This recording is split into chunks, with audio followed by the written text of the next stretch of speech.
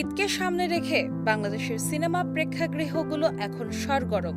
মাত্র 4 দিন বাকি থাকতেই বাংলাদেশ চলচ্চিত্রের মিছিলে নতুনভাবে যুক্ত হয়েছে 5টি সিনেমা।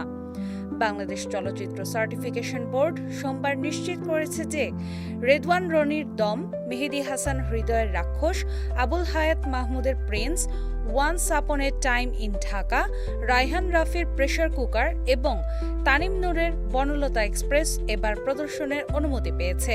বোর্ডের উপপরিচালক মোহাম্মদ মঈনুদ্দিন জানিয়েছেন, সংশ্লিষ্ট সিনেমাগুলো প্রদর্শনের জন্য প্রয়োজনীয় আনুষ্ঠানিকতা শেষ হওয়ার পরই আনুষ্ঠানিকভাবে সার্টিফিকেট প্রদান করা হয়েছে।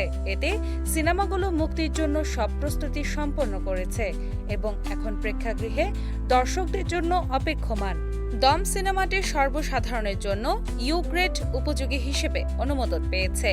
নির্মাতা রেদওয়ান রনি জানিয়েছেন, কোনো দৃশ্য কেটে নেওয়া হয়নি, ফলে দর্শকরা পুরো গল্প উপভোগ করতে পারবেন। সিনেমায় অভিনয় করেছেন আফরান নিশো, চঞ্চল চৌধুরী, পূজা চেরি ও ডলি জোহর।